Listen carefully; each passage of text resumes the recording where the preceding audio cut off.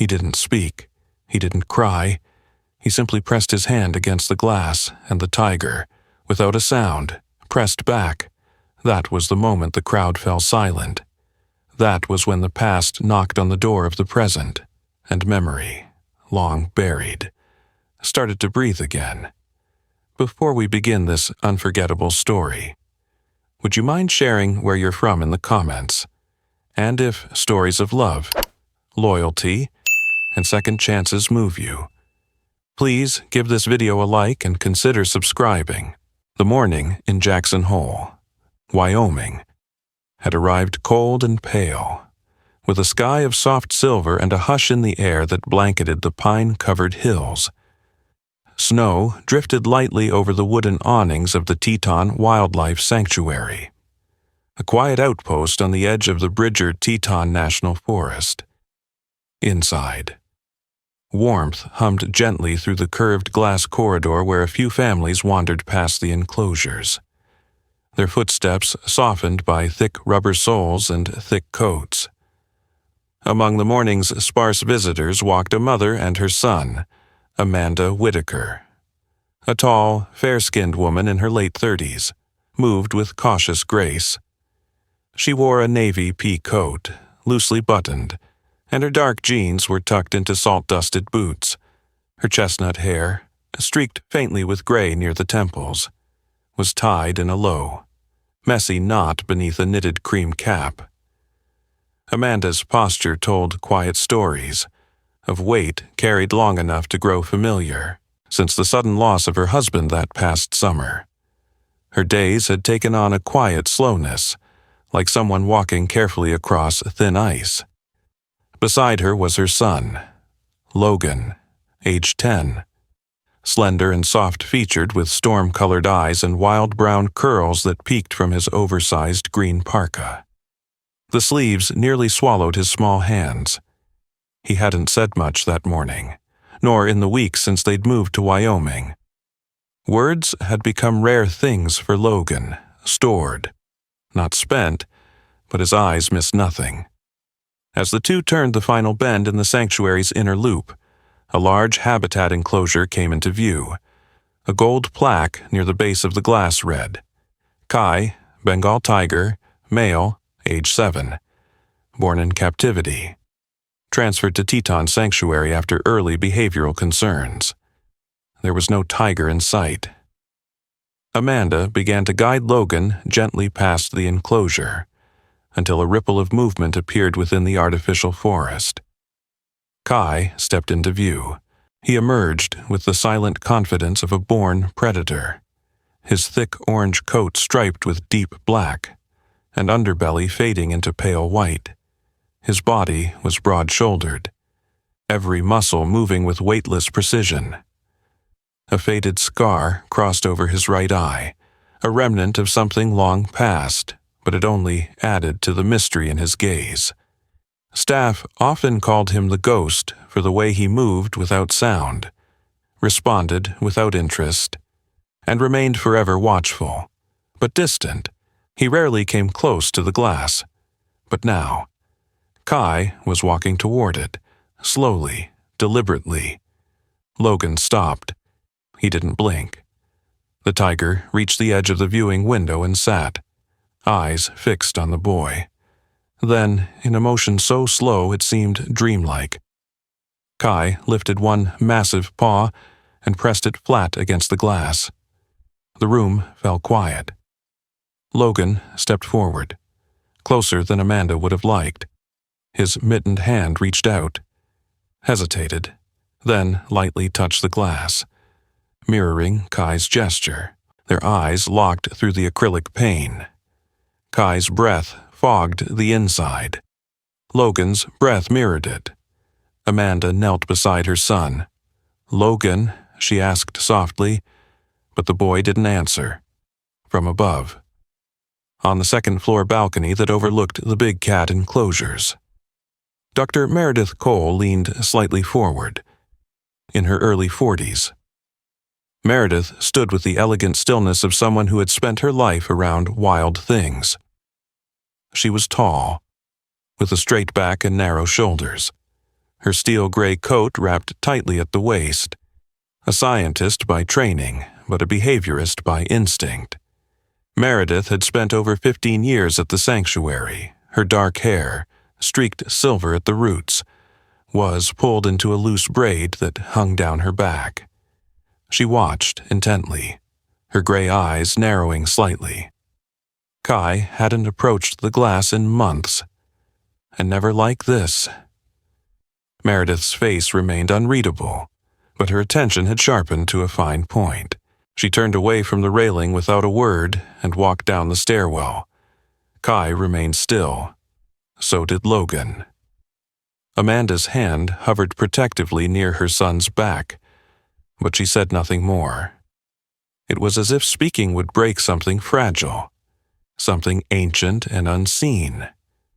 When Meredith arrived at the hallway floor, she stepped quietly to the edge of the group and stood, arms folded.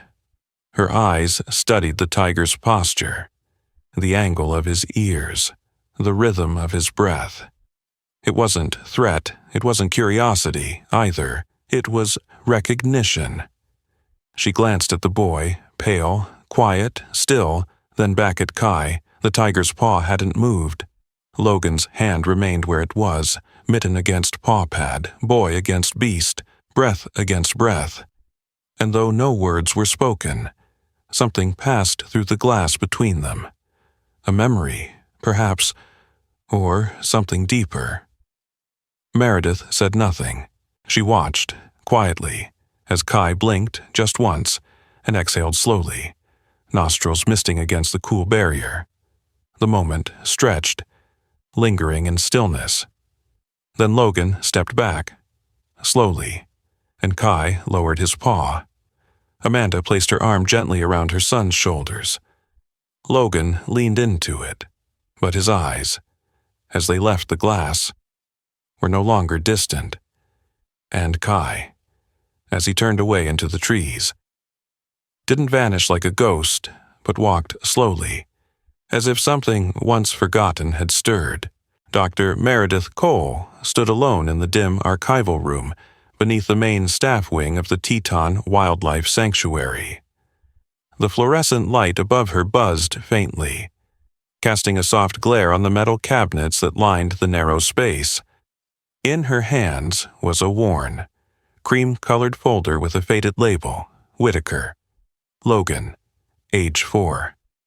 The edges of the manila paper were frayed, the ink slightly smeared by time and humidity, but the name was unmistakable. Her breath had caught the moment she pulled it from the cabinet. And now, her fingers trembled slightly as she opened the file. Inside were a handful of documents, daily session logs, behavioral notes, and several printed photographs clipped together. She turned to the top image. It showed a toddler, maybe no older than 4, sitting cross-legged on a concrete floor. The boy's palm was pressed gently to the glass.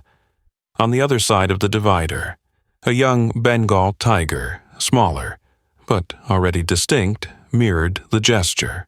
The tiger's head was tilted slightly, eyes half-lidded in calm concentration. It was Kai. Meredith's throat tightened. She remembered now the therapy program, short-lived and controversial, had been her passion project nearly 6 years ago. A series of carefully supervised sessions between trauma-affected children and certain animals, tigers, wolves, even a rescued bear, using non-contact methods of visual connection, movement mirroring, and sound therapy. It had never been publicly documented, and only a few staff members had known the details. Logan Whitaker had been one of their youngest participants. He had entered the program shortly after surviving a car accident that claimed the life of a family friend. The boy had gone silent for nearly a year, but something in Kai's presence, his stillness, his mirrored behavior, had pulled Logan out from the edges of his fear. For a time, there had been something beautiful unfolding between them. And then, one day, Logan stopped coming. No explanation had ever been given. Just a note that the family had moved away suddenly after another personal loss. Meredith had been heartbroken, but the entire program was shuttered shortly after, citing funding issues and legal pressure. The records had gone into the drawer and stayed there, until now. She stared down at the image again. The boy's face was unmistakable, even with 6 years between the photo and the encounter she'd just witnessed. The same wide, uncertain eyes. The same way he held his shoulders when he was afraid of being noticed. Kai remembered. She whispered, her voice catching in her throat. In the hallway outside, voices echoed faintly. Upstairs in the main visitor area, Amanda and Logan had finished their tour. As they exited the corridor, a taller teenager leaned against a rust-colored pillar, earbuds hanging from his hoodie. He straightened when he saw them. Jason Whitaker, 17, was tall for his age with broad shoulders, shaggy black hair, and a permanent scowl etched into his brow. His hoodie bore the faded logo of a Colorado high school, and his jeans were scuffed from frequent bike rides through snowy streets. Jason had the hardened look of a boy forced to grow up faster than he wanted to since his father's death. He had taken on the role of man of the house with mixed results, protective, but angry, especially angry at how withdrawn Logan had become. "You done bonding with zoo animals?" Jason muttered as Amanda approached with Logan. Amanda sighed. "Jason, not now." Logan looked down at his boots and said nothing. Jason shoved his hands into his hoodie pockets. "I just don't get it. You act like he's cured because he touched some glass. It's just a tiger. Mom, that's not real life." Amanda's eyes flashed with the tired patience of a single parent walking a tightrope. He didn't say a word all day until then. Maybe that moment meant something. Maybe it's okay if he remembers what safe felt like. Jason scoffed and turned toward the parking lot, but something in his shoulders softened ever so slightly. He didn't argue again. That night, long after closing. Meredith sat alone at her desk, the file still open in front of her. She read through the notes with clinical clarity, each line echoing into memory. Session 4. Logan entered silently, no eye contact. After Kai approached the glass, Logan sat without prompting. Initiated palm-to-glass contact after 3 minutes. Tiger remained still. No aggressive behaviors. Recorded a low-frequency hum from Kai, unusual but non-threatening. She leaned back in her chair, letting the silence settle. Across the hallway, a young staff member passed by, Nathan Bell. A 24-year-old intern recently graduated with a degree in wildlife psychology. He was tall, lanky, and slightly clumsy, but passionate about animal cognition. Meredith gestured for him to enter. "Nathan," she said, her tone low and contemplative. "Do you remember the therapy study I mentioned during your orientation?" He blinked, adjusting his glasses. "Only vaguely. The unofficial one with nonverbal kids. The one that got shut down," she nodded. Kai was part of that. And the boy he saw today, Logan, he was in the program too. He was 4 then. Nathan frowned, and Kai remembered him. Meredith didn't answer at first. Then she turned the photo toward him. "I think so. He's never responded like that to anyone since." Nathan stared, then slowly sat down across from her. "That's remarkable. Has the boy said anything? Does he remember?" "Not yet. But that's not what matters," Meredith said quietly. "What matters is that Kai does." The morning fog lingered low over Jackson Hole. The mountains behind the sanctuary veiled in a soft gray mist. At the Teton Wildlife Sanctuary, the staff moved quietly, raking snow-dusted leaves and preparing feed, while the glass corridors echoed with the muffled shuffle of boots. Inside the main observation hallway, a familiar quiet had returned. Visitors paused briefly at each enclosure, snapped a photo, then moved on. But today, Logan Whitaker walked slower than usual, his green coat zipped to his chin. He held his mother's gloved hand but didn't speak. Amanda noticed the tension in his brow, the way his eyes kept glancing toward the tiger exhibit ahead. There was something building inside him, a question that had been rising for days. Amanda had been waiting for it. When they reached the enclosure, Kai was already visible, lying in the shade of a tree branch structure. The Bengal tiger's massive form was still, his amber eyes half closed, but when Logan approached, those eyes opened fully. In one smooth motion, Kai rose, padded silently toward the glass, and sat directly in front of the boy. Logan stood still, staring. His hand twitched slightly at his side.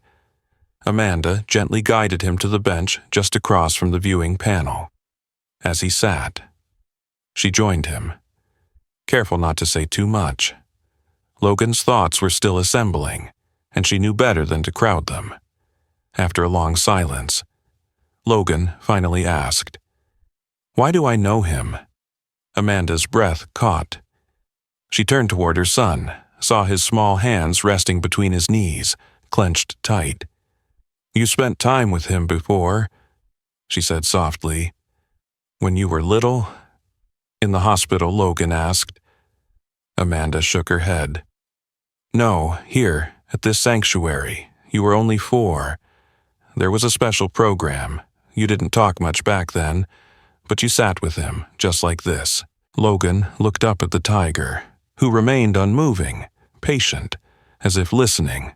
"Why did we stop coming?" he whispered. Amanda swallowed. "Because your dad died. Everything changed after that. I didn't know how to bring you back here, and we moved away." Logan looked down again. Did I forget? Or did I just stop remembering Amanda didn't answer right away? Sometimes the brain tries to protect us from things that hurt, but the heart, it remembers in its own way, unseen by both. Jason stood several feet behind them, leaning against the wall near the exhibit map. He had come along today reluctantly, muttering something about keeping an eye on the weird tiger obsession. Earbuds dangled from his hoodie but weren't playing. His arms were crossed, posture slouched, eyes narrowed toward his brother. He hadn't meant to eavesdrop. But when he heard the words, "Dad died," something broke in his chest. Jason Whitaker, 17, was many things: angry, impatient, overburdened, but he was not heartless. He had built a wall around his grief after their father's death, shielding himself in sarcasm and distance. But hearing Logan's small voice, so quiet and confused, forced him to feel things he had buried. He hadn't known about the therapy program, hadn't known about the tiger. He looked at Kai now with new eyes. Meanwhile, Logan slowly stood from the bench. He walked closer to the glass, close enough that his breath began to fog it. Kai sat still, his eyes locked with the boy's, then, without prompting. Logan raised his right hand and tapped softly on the glass. Tap, pause, tap, tap, a pattern, a rhythm, behind him. Amanda held her breath. Kai tilted his head slightly, then he lifted a paw, and in perfect sync, he tapped the glass back. The same rhythm, tap, pause, tap, tap. Logan did it again. Kai responded. Amanda's hand came to her mouth, her eyes wet. Jason's jaw clenched, emotion tight in his throat. A zoo volunteer standing nearby, Maggie Rowan, noticed the exchange in her mid-60s. Maggie was a retired schoolteacher who volunteered at the sanctuary on weekends. Short and broad-shouldered, with silver hair always braided down her back. She had a warmth that made children gravitate to her. She stepped slowly toward Amanda, her voice low. "Is that your son?" Amanda nodded, not taking her eyes off Logan. Maggie watched the scene, her brow furrowing. "That tiger doesn't react like that to anyone. I've worked this exhibit for 5 years. He barely blinks at the school groups." Amanda smiled faintly. "He remembers him, from when Logan was little." Maggie's hand pressed gently to her chest. "That's incredible." Logan, still facing the glass, lowered his hand and leaned his forehead gently against the surface. Kai responded by moving closer, so close that their breath formed 2 mirrored, foggy spots. Neither of them moved. Jason took a slow step forward. He didn't speak, didn't roll his eyes. He just stood there, watching the tiger and the boy in complete silence.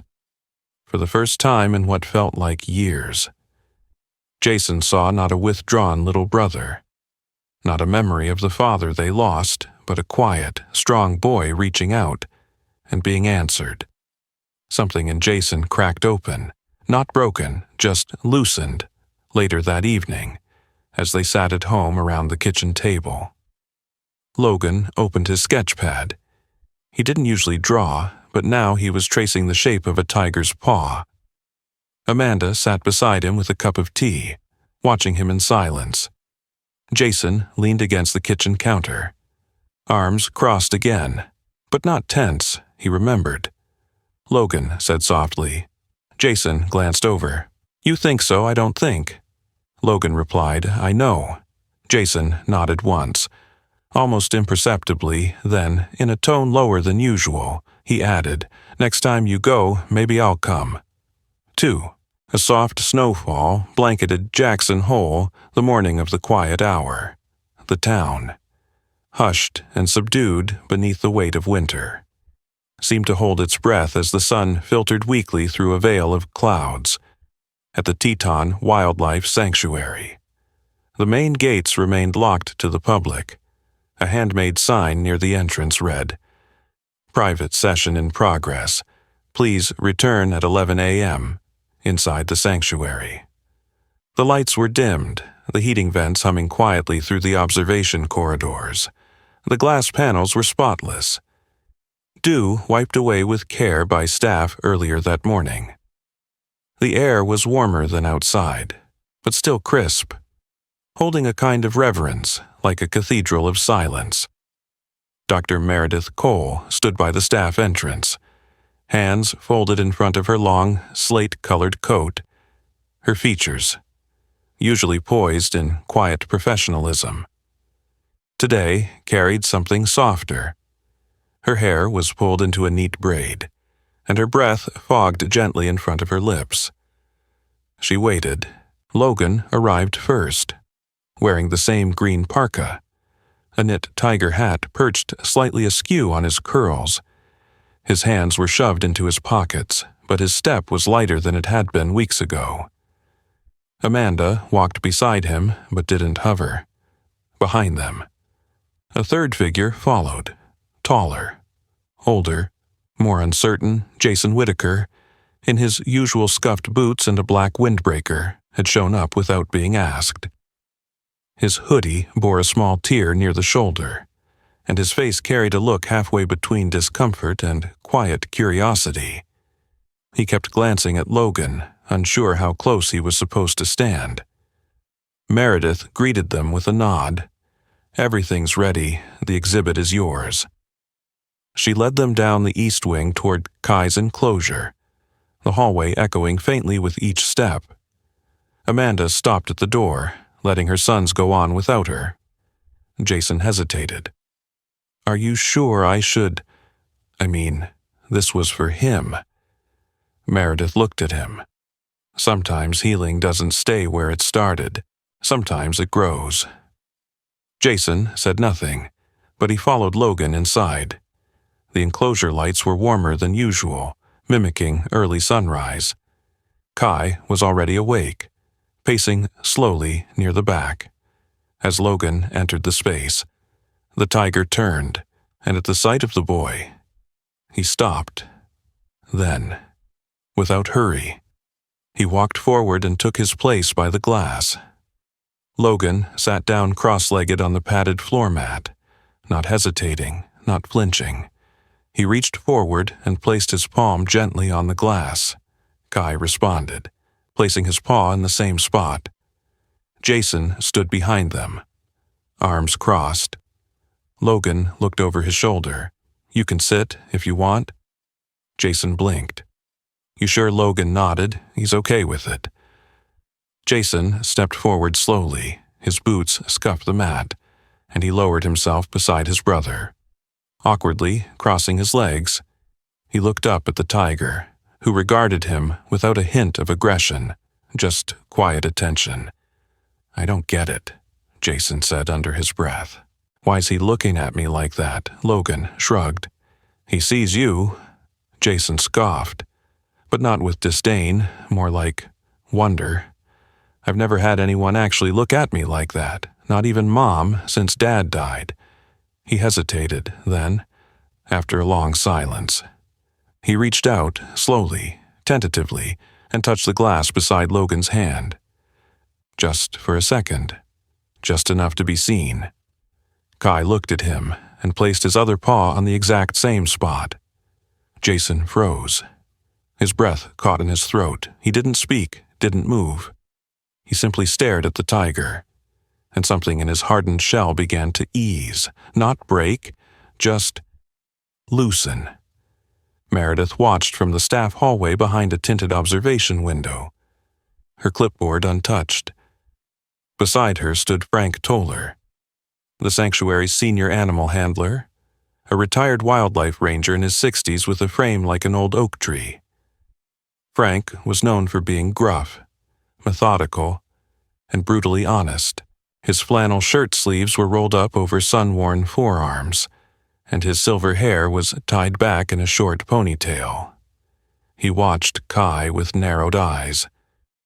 "I've seen that tiger ignore thousands of visitors." "He didn't even respond to the governor's kid when she came." Meredith nodded. "But here he is," Frank grunted. "You sure this is safe?" "Yes," Meredith replied calmly. "This is not about safety. This is about memory." Inside the enclosure, Logan had begun tapping the glass again. Tap, tap, tap. A pause, then the rhythm repeated. Kai mirrored it, precise and calm. Jason watched the exchange, lips slightly parted. "He's really doing it," he said quietly. Logan smiled faintly. He never forgot. Jason didn't answer, but after a moment, he reached into his coat pocket and pulled out a small folded sheet of paper. It was a sketch, simple, pencil drawn, slightly smudged. He handed it to Logan. "I drew it last night. I don't know why." Logan unfolded it. The drawing showed two silhouettes, one small, one large, seated on either side of a glass wall, their hands meeting in the middle. It wasn't perfect, but it was real. Logan looked up. "Can we hang it in my room?" Jason nodded. "Yeah." And for the first time in months, he ruffled his brother's hair gently across the glass. Kai laid down, head resting on his paws, eyes still watching. The connection wasn't just between tiger and boy now. It had grown wider, deeper, and it held. Winter had softened its grip on Jackson Hole by the time February arrived. The sky above the Tetons was a clearer blue, and though snow still blanketed the sanctuary grounds, the light seemed warmer, less harsh. There was promise in the air, of thaw, of return, inside the Teton Wildlife Sanctuary. The east hallway had changed in subtle but meaningful ways. A new framed picture now hung near Kai's enclosure. Right above the visitor bench, it showed a pencil drawing. A small boy and a tiger seated on opposite sides of a glass wall, their hands meeting in the center. Standing beside the boy was an older figure, taller, hand resting lightly on his shoulder. The sketch had been drawn by Logan Whitaker. He had worked on it for nearly a week. Each night after school, sitting quietly at the dining room table, The lines were careful, the shapes imperfect but real. He had insisted on including Jason, despite his brother's protest that he wasn't the emotional type. When it was done, Logan had handed it to him without a word, just a hopeful look. Jason had stared at the drawing for a long time. Then, one afternoon, he walked into the sanctuary alone. Dr. Meredith Cole was in her office, sorting through her usual tangle of reports and grant applications. The sound of a knock pulled her attention to the door. Come in," she called. Jason stepped inside, holding the drawing, now sealed in a simple wooden frame. His posture was stiff, unsure. "I wanted you to have this," he said. "It's from Logan, from both of us." I guess Meredith took it carefully. She studied the image, her eyes softening at the sight. Then she looked up at Jason, who shifted uncomfortably under her gaze. "There's something written on the back," he added, rubbing the back of his neck. Meredith turned the frame. Scrawled in neat handwriting was a simple message. "Thank you for keeping memory alive. Jason W." Meredith didn't speak for a moment. When she did, her voice was quieter than usual. "You're both welcome here, always." Jason just nodded, then turned to leave. Before he reached the door, he paused. He still draws that tiger all the time. You know, different poses, but always looking at someone. "Like he's waiting. He is," Meredith said, "and not just for Logan." Jason looked at her, surprised, but didn't ask what she meant. He simply nodded again and stepped out into the hallway. Kai's enclosure had also changed. The habitat remained the same: wooden platforms, shaded dens, a stream that ran in warmer months, but Kai's habits were different now. He spent more time near the glass, not pacing, not restless, just present, still watching. Sometimes he would sit for hours, even when the hallway was empty, his large head resting on his paws as he gazed toward the entrance. It became routine enough that several staff members noticed. One of them, Tanya Alvarez, a veterinary assistant in her early 30s with close-cropped black hair and expressive brown eyes, had worked with big cats for years, calm and intuitive. Tanya was known among the staff for reading animal behavior better than most. She leaned against the observation window one morning, sipping from a reusable thermos, and turned to Meredith, who had joined her. "He waits," Tanya said, "like clockwork, every Saturday morning, around 10. He knows." Meredith replied, "They usually come at that time," and they did, every month, like clockwork. Logan and Jason arrived. They never made a scene, never stayed long, but every visit followed the same gentle rhythm. Logan would approach the glass, take a seat, and Kai would rise to greet him. Jason would stand back at first, then eventually sit beside his brother. Sometimes they spoke, sometimes they just watched. No words were needed. The sanctuary staff began calling it the hour of stillness. Some even adjusted their break schedules to catch a glimpse. Visitors who happened to be there often paused, touched by something they couldn't explain. Once, a tourist named Denise Harper, a middle-aged photographer with long silver hair and a wide-brimmed felt hat, captured a photo of Kai and Logan mirroring each other at the glass. She posted it online with the caption, "The boy who remembers nothing. The tiger who remembers everything." It quietly went viral. But for Logan and Jason, none of that mattered. One particular Saturday in early March, as melting snow trickled along the edges of the sanctuary paths, Logan pressed his hand to the glass and whispered, "Hey, Kai, we're here, Kai, already waiting," leaned his weight forward and gently pressed his paw to the same spot. Jason, standing nearby, looked at the scene and smiled, not the cocky, forced grin he used at school, but something softer, almost tired. He stepped forward and knelt beside his brother. "You gonna draw this one too?" he asked. Logan shrugged. "Maybe. It's already in my head, though." Jason nudged him gently. "Frame it anyway, so we don't forget behind the glass." Kai blinked slowly. His eyes drifted between them, boy and brother. And then he did something he hadn't done since the original therapy sessions 6 years ago. He purred. It wasn't loud, barely audible through the glass, but it vibrated the floor faintly, like the low roll of distant thunder. It wasn't a warning, it was a welcome. Meredith watched from afar, her arms folded, heart full. The story wouldn't make headlines again. The cameras would stop coming. But the connection had remained, not just between tiger and boy, but within a family once fractured by silence, now slowly threading itself back together. And each time the doors opened, and the two brothers stepped inside. Kai would be there, waiting by the glass, as if no time had passed at all. Sometimes the miracles we wait for don't arrive with thunder or flashing light. Sometimes they come quietly through a tiger's steady gaze, a boy's trembling hand, or the healing silence between two brothers. What Kai remembered wasn't just a moment. It was love, unbroken by time, and in that love, something holy stirred. Maybe God doesn't always speak in words. Maybe he speaks in memory, in connection, in stillness, and in the creatures he created to remind us that we are never truly forgotten. If this story touched your heart, share it with someone who might need to remember that healing is always possible, even when the world grows quiet.